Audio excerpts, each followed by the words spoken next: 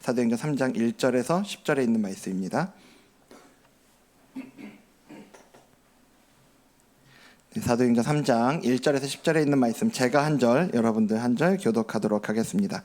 제9시 기도 시간에 베드로와 요한이 성전에 올라가 있세 나면서 못 걷게 된 이를 사람들이 메거오니 이는 성전에 들어가는 사람들에게 구걸하기 위하여 날마다 미문이라는 성전문에 두는 자라. 그가 베드로와 요한이 성전에 들어가려 함을 보고 구걸하거늘 베드로가 요한과 더불어 주목하여 이르되 우리를 보라 하니 그가 그들에게서 무엇을 얻을까 하여 바라보거늘 베드로가 이르되 은과 금은 내게 없거니와 내게 있는 이것을 내게 주노니 나사렛 예수 그리스도의 이름으로 일어나 걸으라 하고 오른손을 잡아 일으키니 발과 발목이 곧 힘을 얻고 뛰어 서서 걸으며 그들과 함께 성전으로 들어가면서 걷기도 하고 뛰기도 하며 하나님을 찬송하니 모든 백성이 그 걷는 것과 하나님을 찬송함을 보고 그가 본래 성전 미문에 앉아 구걸하던 사람인 줄 알고 그에게 일어난 일로 인하여 심히 놀랍게 여기며 놀라더라. 아멘. 네, 우리가 지난주에 이제 그 초대교회 모습을 전체적으로 좀 같이 살펴봤었는데요. 그 초대교회 모습을 보면서 그때 사도들로 말미암아 기사와 표적이 많이 일어났다, 이런 이야기도 우리가 함께 살펴봤었죠. 그렇게 실제적으로 초대교회의 모습이 어땠는지를 개략적으로 2장 마지막 부분에 이야기를 하고요. 오늘 여기 3장에서부터는 실제적인 모습들을 더 이렇게 보여주고 있는 게 이제 본문의 내용인데요. 그래서 오늘 본문에 보면 그 사도들 베드로와 요한이 성전에 올라가는 것으로 이야기가 시작이 됩니다. 본문에 보면 그 시간에 제9시 오후 3시죠. 오후 3시라고 이야기하고 있는데요. 성전에서는 그 제사장들이 매일 그 오전 9시하고 오후 3시에 번제를 드리거든요. 그 제사를 드립니다. 근데 매일매일 드린다고 해서, 항상 드린다고 해서 그걸 상번제라고 이야기를 하거든요. 이 상번제를 드릴 때 안에서는 그 제사장들이 제사를 드리고, 그리고 성전 뜰에서는 그 유대 하나님의 백성들이 성전 뜰에 모여서 기도를 드리게 되는 거죠. 보통 이때 가장 많은 유대인들이 그래서 성전에 올라갑니다. 베드로와 요한도 지금 그 시간에 맞춰서 성전에 올라가고 있는 거죠. 특히 이 본문에서요, 그들이 성전에 올라갔다고 할 때 이때 사용된 문법이 미완료형이거든요. 종종 말씀드리잖아요. 이게 한 번을 이야기하는 게 아니라, 한 번 지금 올라갔다를 이야기하는 게 아니라 계속해서 올라갔던 그 모습을 이야기할 때 이 미완료형을 사용하는 건데, 그러니까 늘상 성전에 올라가서 기도했던 게 이들의 습관이었다라는 거죠. 그리고 오늘 본문은 이어서 한 사람을 더 보여주고 있어요. 3장 2절에 보면요, 3장 2절을 좀 보여주십시오. 네, 나면서부터 못 걷게 된 일을 얘기하고 있는데요. 사람들이 그래서 메고 옵니다. 이는 성전에 들어가는 사람들에게 구걸하기 위하여, 그 뒤에 빨간색 읽을까요? 날마다 미문이라는 성전 문에 두는 자라. 네. 가장 먼저 이 사람에 대해서 소개하고 있는 얘기는 이겁니다. 나면서부터 못 걷게 됐다라고 얘기를 해요. 4장 22절을 보면요, 이 사람의 나이가 40여 세가 된 것을 우리가 알 수 있거든요. 나면서부터 걷지 못했다라는 것 자체가 이 사람에 대해서 사실 상당히 많은 걸 우리에게 알려주죠.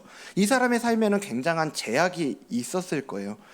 스스로 할 수 있는 일이 거의 없었을 거고요. 우리에게는, 다른 사람들에게는 너무나 당연하게 그렇게 여겨졌던 일들도 이 사람에게는 불가능한 일들이 너무나도 많았을 겁니다. 심지어는 이 사람 구걸하러 오는 것조차도 혼자 스스로 못 오잖아요. 사람들이 들고 와야, 매서 와야지 올 수 있었던 겁니다. 그렇게 사람들이 이 사람을 데려다 놓은 곳을 미문이라고 이야기하거든요. 아름다운 문이란 뜻이죠. 많은 학자들이 이 미문이라는 것을 당시에 성소로 들어가는 10개의 문 중에서 하나, 그 니카노 문이라는 문이었다고 추측을 한다고 그래요. 이 니카노 문은 청동의 문 또는 고린도 문이라고도 불렸다고 그러는데, 유명한 역사학자 요세푸스라는 사람이 있는데요. 그 사람의 그 기록물에 보면은 이 문이 청동으로 다 만들어졌다는 거예요. 청동으로 만들어져서 은금으로 만들어진 문보다 더 귀하게 여겨졌다라는 기록이 있어요. 미문은 그렇게 아름다운 문이었고요. 아마 예루살렘 이 성전을 처음 방문한 사람들은 그 미문을 보면서 그 화려함에 정말 감격하고 또 감탄하면서 이렇게 보지 않았을까라는 생각이 듭니다. 그런데 이 미문이 다른 이들에게는 그렇게 아름다운 문으로 보였을 텐데 수십 년 동안 이 자리에 앉아 있었던 그 사람, 이 미문 곁에 그 한 사람에게는 감격의 대상이 아니었을 거예요. 다른 이들은 그 문을 지나서 미문 안으로 들어가 하나님을 찬양하고 예배하는 동안 그는 그 미문 앞에서 성전으로 들어가는 이들에게 구걸하면서 근근히 삶을 이어가고 있는 거죠. 오늘 말씀을 준비하는데 이 사람의 모습과 우리가 몇 주 전에 봤던 그 베데스다 앞에 있었던 병자가 겹쳐 보이더라고요. 그 은혜의 집이라는 베데스다 옆에서 시간이 흘러갈수록 이 내가 가지고 있는 병이 나을 거라는 기대감보다는 오히려 여기서도 어쩔 수 없다는 그 절망감, 그리고 반복된 그 학습된 무기력에 사로잡혀서 살아가고 있었던 그의 모습이요. 낫고 싶냐라고 물으시는 예수님의 그 질문에 대답하는 그의 대답 안에 어떠한 기대도 어떠한 희망도 찾아볼 수가 없죠. 베데스다 옆에 있었던 그의 마음에는요, 아무도 자기를 돌아봐 주지 않는다는, 도와줄 사람이 없다는 그 외로움이 있었을 거고, 그리고 다른 사람이 자기보다 먼저 그 베데스다에 들어가면 보면서 느끼는 상대적인 박탈감만 그 안에서 점점 더 커져가고 있지 않았을까라는 생각이 드는데, 오늘 본문에 이 사람도 그런 거죠. 오늘도 그는 다른 날과 다를 바 없이 마찬가지로 다른 사람의 도움을 받아서 그 미문 옆에 있었는데요, 다른 날들과 다를 게 없을 것 같았던 오늘이 그 인생이 완전히 달라지는 날이 됩니다. 그래서 우리는 오늘 본문 안에서 우리에게 주시는 메시지 두 개를 좀 같이 보려고 하는데요. 첫 번째는 성령 충만한 이들은 시각이 달라진다는 거예요. 뭐가 달라진다고요? 시각이 달라진다. 오늘 본문을 쭉 이렇게 보는데 재미있는 게 있어요. 유달리 이 보다라는 단어가 좀 반복해서 나오는데, 이제 이 두 사람이 만나는 이 베드로와 요한, 그리고 이 성전 미문 곁에 있었던 사람이 만나는 3절과 4절을 좀 보면요, 3, 4절을 보여주시면, 그가 베드로와 요한이 성전에 들어가려 함을 뭐하고? 보고 구걸하거늘, 이제 그걸 보고 베드로가 요한과 더불어 뭐 했다고요? 주목하여 이르되 우리를 보라. 다 보다라는 단어들이잖아요. 보다라는 의미를 갖고 있는 게 여기 지금 3번이 나오는데, 여기 나온 이 단어들이 헬라어로 보면 다 다릅니다. 다 다른 단어들로 기록이 되어 있어요. 3절부터 먼저 보면요, 자, 여기 먼저 그 사람이 베드로와 요한이 성전에 들어가려면 봤다라고 할 때 여기 보다는 에이도라는 단어예요. 이 에이도는 그냥 보는 겁니다. 큰 의미가 없어요. 그냥 보는 거예요. 수많은 사람들이 거기 지나가고 있었을 텐데 그 사람들 보는 것처럼 이 사람은 이 베드로와 요한도 구걸의 대상으로 보고 그냥 이렇게 바라보고 구걸하는 거죠. 여기 큰 의미를 두지 않는 단어가 이 에이도라는 단어라고 한다면, 그 다음에 4절을 보여주시면 이제 그 구걸하는 얘기 듣고 베드로가 요한과 더불어서 뭐 했다고요?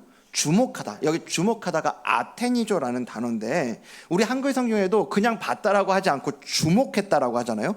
힘을 줘서 보는 걸 얘기하는 거죠. 집중하는 걸 이야기하고 있는 거예요. 근데 여기 아테니조라는 이 단어가 경우에 따라서는 신적인 통찰력이나 어떤 직관으로 사람을 뚫어보는 것을 의미하는 경우들이 종종 있어요. 그러니까 일반적으로 바라보는 수준이 아니라는 거죠. 그런데 여기서 우리가 하나 또 생각해 볼 부분이 있는데, 아까 베드로와 요한이 성전에 올라간다고 하는 게 그 미완료형이라고 그랬잖아요. 반복해서 보여주는 모습을 습관적으로 올라갔던 걸 의미한다고 그랬고, 그리고 이 거린도 날마다 미문 앞에서 수십 년 동안 앉아있던 사람이죠. 그러면 그 전에 이 만난 적이 있을지 없을지 성경이 기록하지 않아서 뭐 우리가 정확하게 알 수는 없어요. 어쩌면 이 만났지만 그냥 뭐 돈 주고 지나갔을 수도 있고요. 그 전에는 아니면 모르고 그냥 지나갔을 수도 있겠죠. 중요한 건 그 전은 잘 모르겠습니다. 하지만 오늘 이 사람을 바라보는 베드로가 그 전과 같지 않다는 겁니다. 지금 우리가 보고 있는 여기가 사도행전 3장이잖아요. 사도행전 3장 앞에는 몇 장이 있을까요? 예, 2장이 있죠. 아시다니 놀랐습니다. 네. 그 2장에 엄청난 이벤트가 있습니다. 2장에 보면 오순절에 성령님이 오시는 사건이 기록이 되어 있어요. 그러니까 여기 3장에서 보여주는 오늘의 이 장면은 그냥 베드로와 요한이, 특히 베드로가 이 미문 곁에 있었던 한 사람을 만난 그 정도의 이야기가 아니고요. 성령에 사로잡힌 베드로가, 성령의 다스림을 받는 베드로가 이 사람을 만났을 때의 이야기인 거죠. 그래서 한 목사님이 오늘 이 본문에 대해서 설교하시는 걸 들어보니까 이 장면에 대해서 이렇게 이야기하시는 걸 제가 들은 적이 있는데요. 베드로가 예수님의 수제자였잖아요. 베드로 예수님의 수제자였는데 예수님을 따르는 동안 얼마나 많은 사람들을 봤겠냐고요. 예수님을 따르는 사람들, 막 필요해서 예수님 앞에 나오는 사람들 봤을 거예요. 그런데요, 이 베드로가 예수님과 함께하는 동안 예수님을 따르던 사람들이나 그리고 예수님께 도움을 청한 사람들을 의미 있는 시선으로 바라봤다라는 기록이 단 한 번도 나오지 않더라는 겁니다. 아무 데도 없어요, 그런 기록이. 정말 많은 사람들이 그 인생의 무게와 필요를 가지고 예수님 앞에 왔죠. 예수님이 살아생전에요, 그 공생의 기간에. 근데 그런 것들이 베드로에게는 아무 의미가 없던 겁니다. 어떻게 보면 수제자로서 지금 그들을 통제해야 되는 그 역할만 가중이 되니까 그게 너무 버겁다고 여겨지지 않았을까요? 짐처럼 여겨지지 않았을까요, 그 사람들이? 하지만 이제 베드로가 성령에 사로잡혀서 이 미문 앞에 있는 사람을 바라볼 때 그 한 사람을 아테니조 하기 시작합니다. 일의 대상이 아니라, 짐이 아니라 그 존재 자체에 집중하고 있는 모습을 오늘 본문은 보여주는 거죠.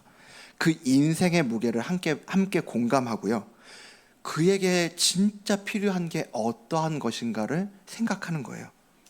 그리고 그러면서 그에게 우리를 보라라고 이야기를 합니다. 여기 4절 그 뒤에 거 보여주시면, 여기 우리를 보라, 이거는 또 블레포라는 단어거든요.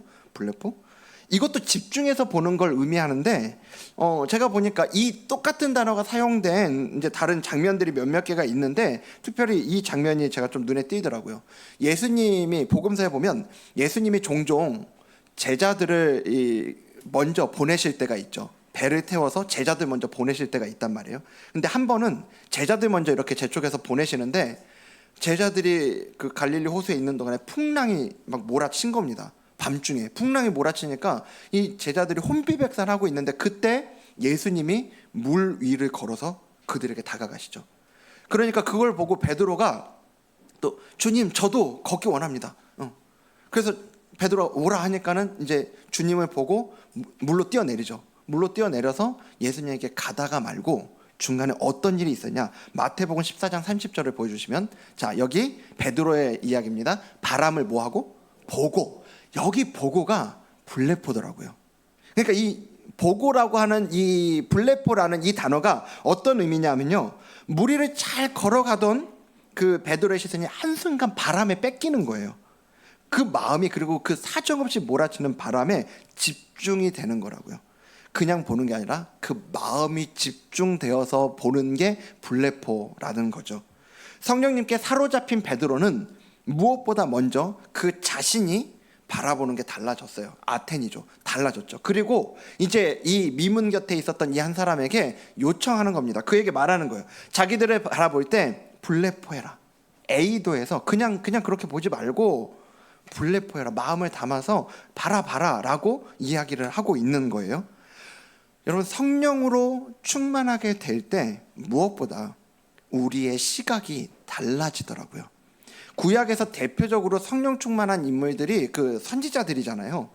한 번은 아람 왕이 엘리사 선지자를 잡겠다고 군대를 동원해가지고 이제 그 엘리사가 있는 성읍을 포위를 합니다.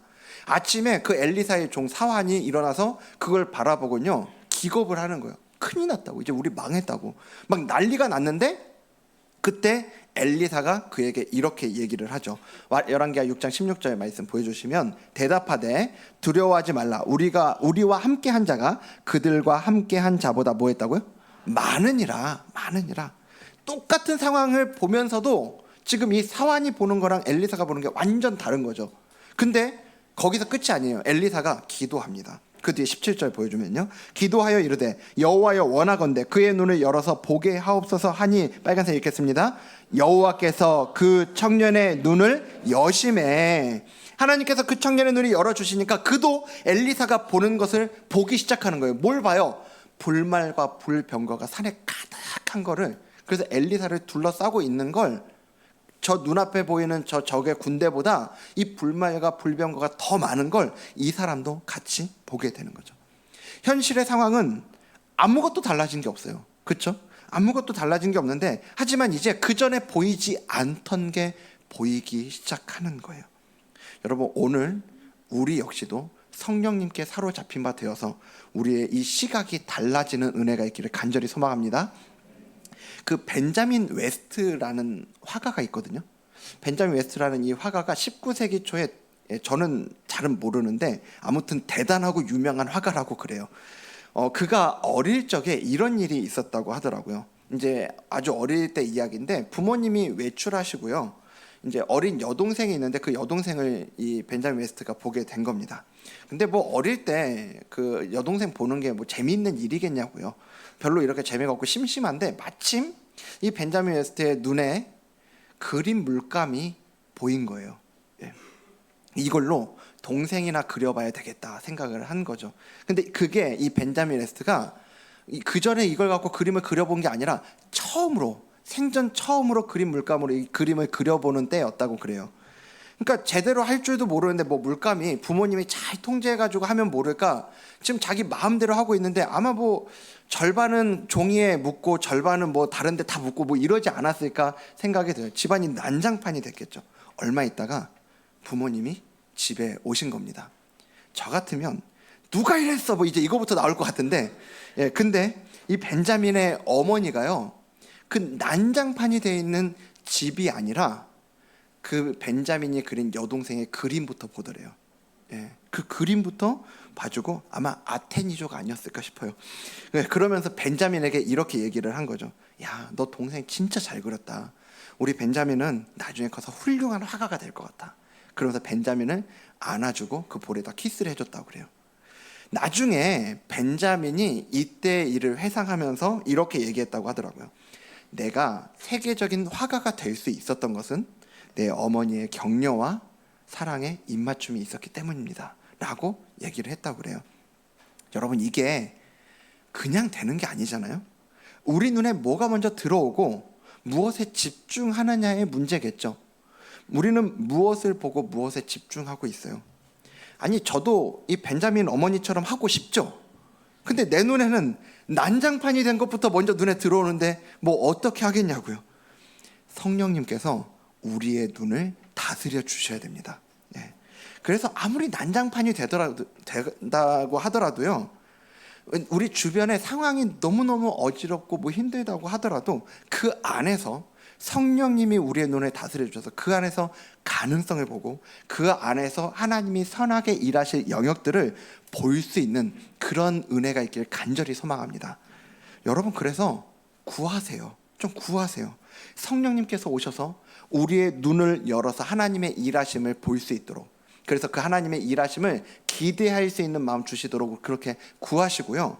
우리 안에 이미 계시는 그 성령님께서 우리의 눈을 지금보다 점점 더 많이 다스려 주셔서 주님이 바라보는 그 시선으로 우리가 우리 옆에 있는 우리의 배우자, 우리의 자녀들, 또 우리의 뭐 친지들, 친구들, 그들을 바라볼 수 있도록요, 그들을 아테니조 할 수 있는 그런 은혜를 좀 우리가 구하시길 바랍니다. 여러분, 하나님의 역사는 이 시각이 달라지는 것에서부터 시작되는 거예요. 똑같은 상황에서도요, 하나님이 주시는 이 시각으로 볼 수 있는 사람은 다른 선택을 할 수 있어요. 그리고 다른 인생을 살아갈 수 있는 거죠. 오늘 성령님께서 그렇게 우리의 시각을 바꾸고 우리의 인생을 바꿔주시는 그런 은혜가 있기를 주님 이름으로 축복합니다. 두 번째는요. 두 번째는 미문 밖의 인생에서 미문 안의 인생으로 변화가 된다는 거예요. 함께 이제 그 이후에 6절의 말씀을 보도록 할게요. 이제 베드로가 그를 바라보면서 이야기를 합니다. 은과 금은 내게 없거니와 내게 있는 이것을 내게 주노니. 그 뒤에 읽겠습니다. 나사렛 예수 그리스도의 이름으로 일어나 걸으라. 예. 지금 베드로는 처음 이야기를 시작하면서 이 사람은 도대체 이 사람 나한테 뭘 줄 수 있는지라는 기대감을 가지고 좀 돈을 더 주려나 이런 생각을 가지고 보는데 처음부터 얘기합니다. 은과 금은 내게 없거니와. 근데 우리가 조금만 잘 생각해 보면요, 베드로가 지금 베드로의 이 말이 내가 지금 깜빡 잊고 돈을 안 갖고 왔는데 뭐 이런 얘기가 아니잖아요. 베드로가 하려고만 하면 얼마든지 나중에라도 이 사람의 어떤 그 재정적으로 후원해 주는 게 가능하잖아요. 초대교회 지도자인데요. 근데 성령이 주시는 마음을 따라 이 사람을 아테니조 하던 이 베드로는요, 이 사람에게 진짜 필요한 게 뭔지를 안 거예요. 바로 예수 그리스도의 이름으로 일어나 걷는 거. 한글 성경에는 예수 그리스도의 이름으로라고 되어 있잖아요. 저게 N이라는 그 단어인데 원문을 직역하면 그게 N이라는 단어가 의로라는 뜻이에요. 아니, 죄송해요. 의로라고 되어 있는데 안에서라는 의미입니다. 안에서. 그러니까 여기 저 베드로의 말을 다시 이야기하면 나사렛 예수 그리스도의 이름 안에서 일어나 걸어라, 이런 의미라고요. 그 예수님 안에 있음으로 생명을 얻고 능력을 경험할 수 있다는 걸 얘기를 하고 있는 거죠. 베드로가 이제 그렇게 선포하면서 그의 손을 잡아 일으켜 세우는데요. 자, 그 잡아 일으켜 세우는 장면 7절부터 좀 보면요. 오른손을 잡아 일으키니, 여기 7절 뒷부분부터 8절까지 우리 전체 읽겠습니다. 시작. 발과 발목이 곧 힘을 얻고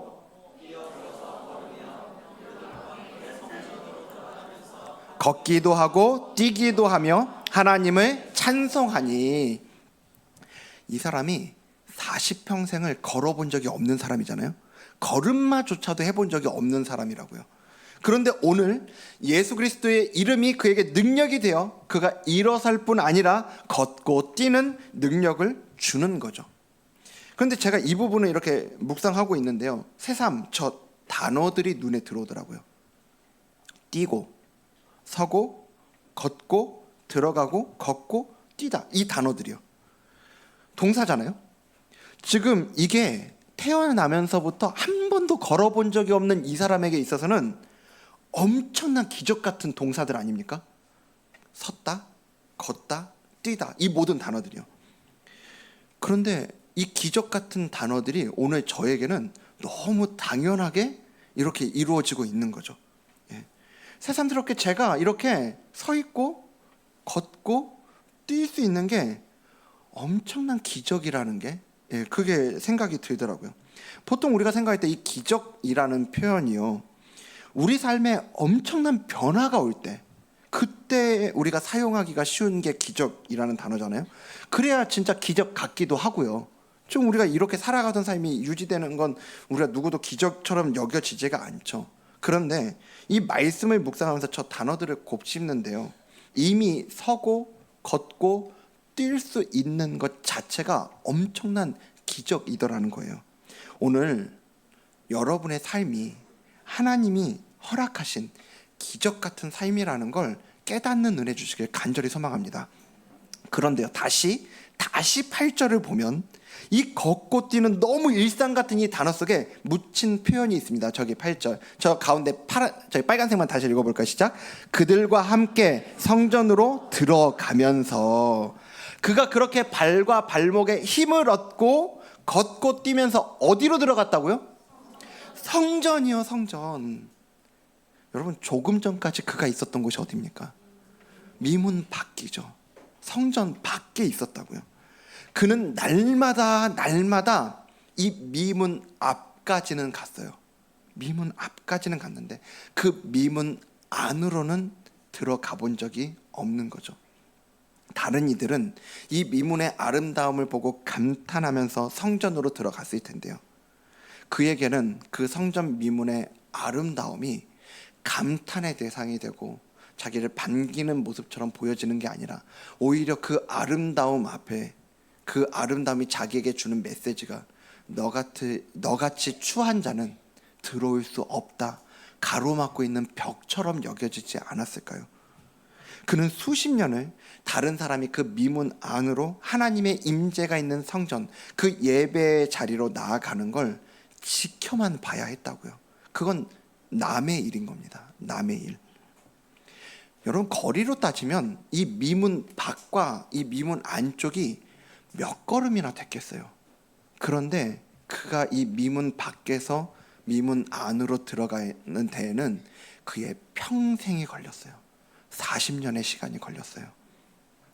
다른 이들은 하나님을 만나기 위해 미문 향해 갔지만 그는 그저 하루를 살아내기 위해 미문 앞으로 갔던 인생이었다고요. 그 미문 앞에서, 미문 안에서 예배를 드리는 삶, 그런 건 상상할 수도 없었죠. 이게 물리적으로도 못 들어가는 건데요, 물리적으로만 못 들어가는 문제가 아니에요. 하나 더 생각해 보면 유대인들은요, 이 장애를요, 나면서부터 못 걷게 된 이런 장애를 죄의 문제로 보거든요. 그래서 요한복음 9장에 보면 나면서부터 보지 못하는 사람을 바라보면서 제자들이 예수님께, 예수님, 랍비요, 지금 저 사람의 문제는 누구의 죄입니까? 저거는 저 사람의 죄입니까? 아니면 그 부모의 죄입니까? 라고 묻는 장면이 나와요. 오늘 미문 곁에 있었던 이 사람도 그랬을 거예요. 어쩌면 이 미문 곁에 있었던 이 사람을 진짜 괴롭혔던 건 지금 걷지 못하는 자신의 몸과 그로 인한 가난, 그 자체도 힘들었을 텐데 어쩌면 그거보다 더 그의 마음을 절망스럽게 만들었던 건 이런 불구인 자기의 삶은 하나님으로부터 버림받은 삶은 아닐까? 하나님이 나를 버렸기 때문에 내가 이렇게 살아가고 있는 건 아닌가? 라는 그 마음의 어려움이 그를 훨씬 더 절망스럽게 만들었을 것 같아요. 그런데 이제 예수 그리스도의 이름 안에서 이전에는 상상할 수 없는 일이 그에게 지금 펼쳐지고 있는 거죠. 전에는 구걸하기 위해 내밀 수밖에 없었던 그의 오른손이 이제는 마음껏 그 손을 들고 하나님을 찬양하게 돼요. 하나님을 찬양하는 도구로 사용이 된다고요. 하나님 앞에서 마음껏 춤추고 방방 뛰면서 예배드릴 수 있다고요. 그래서 8절을 다시 보여주시면요, 네, 여기 하나님을 뭐 했다고요? 찬송하니. 여기 찬송하니가 아이네오라는 단어인데 이 단어를요, 누가가, 이 사도행전에 기록한 누가가 상당히 좋아하는 것 같아요. 이 구약성경 신약 성경을 통틀어서 로마서에 한번 나오고 요한계시록에 한번, 이렇게 두 번 나오는 걸 빼면 누가가 기록한 누가복음, 사도행전에 딱 7번 나옵니다. 이 아이네오라는 단어가요. 근데 이 단어가 여기에서도 나오고 또 언제 나왔냐 하면요, 바로 지난주에 나왔어요. 지난주에 성령 충만한 그 초대교회 공동체를 이야기할 때 그들의 모습을 47절에 보여주는데요, 그들이 하나님을 뭐 했다고요? 찬미하며. 아이네오. 여기서 초대교회 공동체를 묘사할 때 사용된 이 아이네오라는 단어를 지금 여기 미문 밖에 있다가 미문 안으로 들어간 이 사람, 평생을 그 밖에 있다 오늘 안으로 이제 들어간 이 사람을 보여줄 때 똑같이 사용하고 있더라는 거예요. 동일한 모습으로. 여러분 생각해 보세요. 이 미문 밖에서 살아가던 이 사람의 인생은 어떤 인생입니까? 날마다 미문 앞에는 앉아 있었지만 그에게 무슨 기쁨이 있고 무슨 소망이 있었겠냐고요. 그저 하루하루를 살아가기 위해 구걸해야만 하는 그 인생.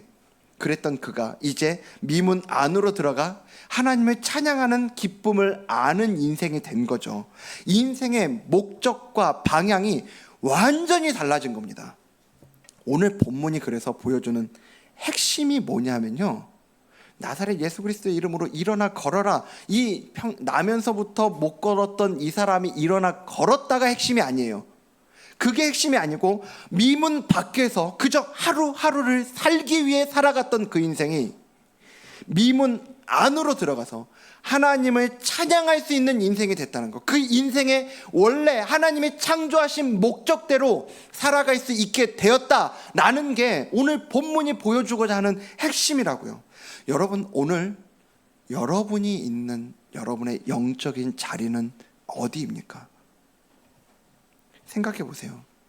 하나님을 찬양하는 그 기쁨이 없고 우리 인생이 하나님을 찬양하며 살아가야 한다라는 그 우리 인생의 원래 목적을 모른 채로 살아가는 인생이라면 오늘 우리의 이 영적인 자리가 바로 이 사람이 앉아있던 미문 밖의 자리가 아니겠냐고요.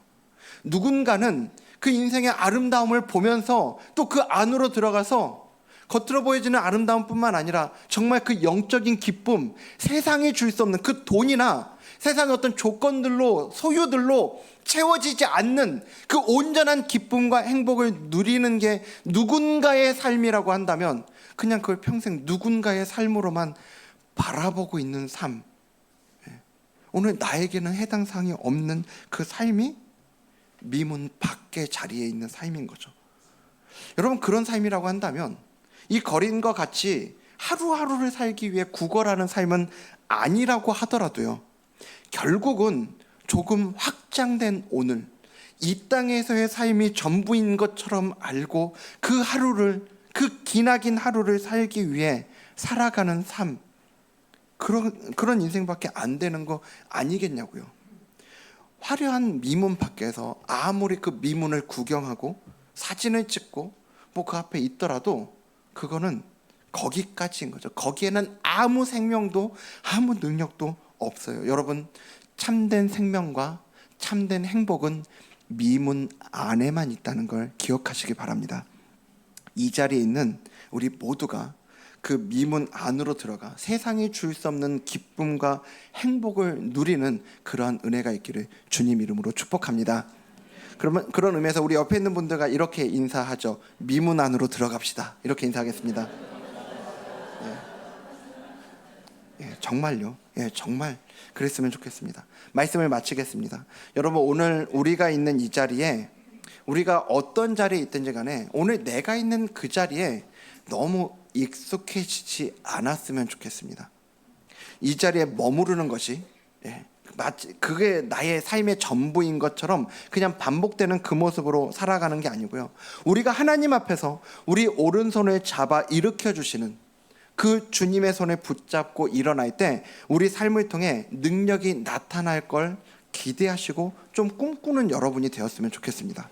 저도 오늘 말씀을 준비하고 이 예배를 준비하는데요, 가슴이 뛰더라고요. 바로 이 모습이, 오늘 본문에서 보여주는 이 모습이 우리 교회의 모습이 되면 좋겠다라는 마음이 제 안에 너무너무 그 강렬한 마음이 들더라고요. 우리 교회가 겉으로 드러나는 모습만 번지르르한 그런 미문 같은 교회가 아니고요, 영적으로 이 미문 밖에 있는 인생이 미문 안으로 들어가는 그런 인생이 되는 그런 교회예요. 그런 이들이 많은 그런 교회가 되기를 정말 꿈꾸는 마음이 제 안에 많이 생기더라고요. 여러분, 함께 기도해 주셔야 됩니다. 우리 교회가 그런 미문 같은 교회가 아니라 미문 밖의 인생이 미문 안으로 들어갈 수 있는 인생이 많아지는 교회가 될 수 있도록 함께 기도해 주셨으면 좋겠어요. 그래서 여러분, 오늘 이 자리에 계신 분들 가운데 나는 그 미문 안에서 하나님을 찬송하는, 하나님을 아이네어하는 그 기쁨을 온전히 누리고 계신 분들 계시다면요, 여러분, 그 자리에 머물지 마시고요, 그냥 그 자리에만 계시지 말고요, 여러분들만 그 기쁨 누리지 마시고 여러분, 지금 미문 밖에 있는 그에게 손을 내밀어 주셔야 합니다. 그들에게 여러분의 손을 내미셔서, 오늘 본문이 이야기하잖아요, 함께 들어갔다니까요. 함께 미문 안으로 들어가자고, 그를 위해 영적으로 그들을 위해서 기도하고 또 손을 내미셔야 돼요.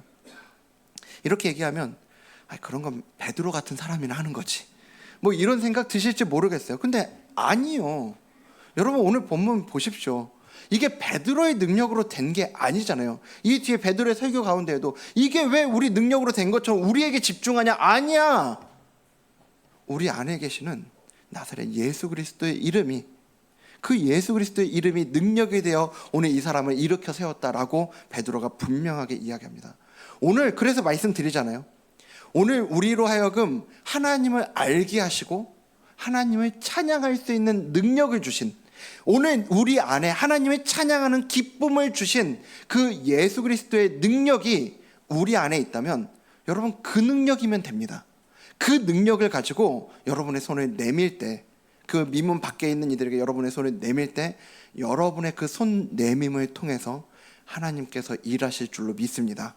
그래서 오늘 우리의 삶이, 우리가 그 미문 밖에 있는 이에게 손을 내밀 때 우리의 손 내밈을 통해 그 인생 가운데 다시 한번 그 자리에 주저앉아 있는 그 인생이 일으켜 세움을 얻고 미문 안으로 들어와 오늘 우리가 누리는 이 기쁨을 함께 누려갈 수 있는 그런 저와 여러분의 삶이 되었으면 좋겠어요.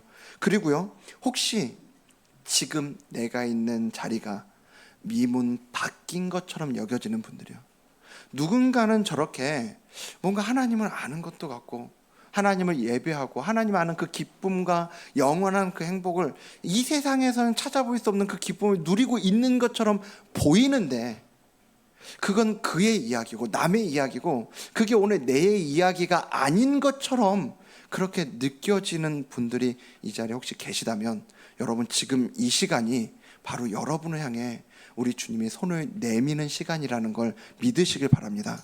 여러분, 우리 주님은 여러분이 그 손을 잡고 지금 그 자리에서 일어나기를 원하세요. 여러분이 미문 안에서 벌어지는 그 아름다움을 구경만 하는 게 아니라 미문 안에서 벌어지는 그 온전한 기쁨과 행복을 여러분이 맛보기를 원하신다고요. 여러분, 그걸 맛보는 자리로 나아오시길 바랍니다. 오늘 이 시간 여러분이 향해 손을 내미시는 그 주님의 손을 붙잡고 그 자리에서 일어나서 그 주님과 함께 주님이 주시는 온전한 기쁨을 누리는 이 자리에 있는 우리 모두가 되기를 주님 이름으로 축복합니다. 오늘 이 말씀을 기억하면서 함께 찬양하며 나아가기 원하는데요, 꽃들도라는 찬양입니다. 이게 우리나라 찬양이 아니고요, 일본에 계시는 목사님이 지은 찬양이거든요. 근데 이 목사님, 일본의 기독교인 인구 비율이 1%가 안 된다고 하잖아요. 정말 그곳이 오늘 이 미문 밖에 있는 인생이 미문 안으로 들어오기를 꿈꾸면서 이런 찬양들을, 표현은 다를지 모르지만 그것들을 꿈꾸며 이 찬양을 작곡하셨을 것 같아요. 그래서 이 찬양의 가사를 우리의 마음으로 정말 우리 주변에도, 우리 삶 가운데에도, 우리 주변에도 이런 일들이 일어나기를 꿈꾸는 마음으로 함께 믿음으로 고백하며 찬양하도록 하겠습니다. 함께 찬양합니다. 이곳에 생명샘 솟아나. 이곳에 생명샘 솟아나 눈물 골짝 지나갈 때 믿음의 눈으로 보기 원합니다. 머자나 열매 맺히고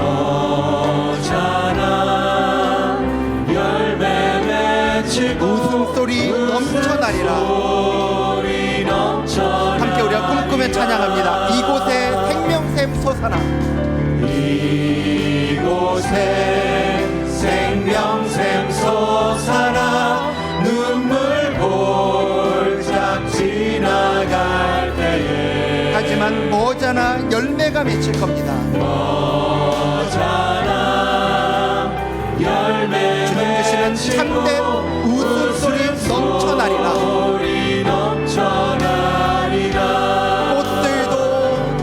꽃들도 구름도 바람도 넓은 바다도 찬양하라 찬양하라 예수를. 하늘을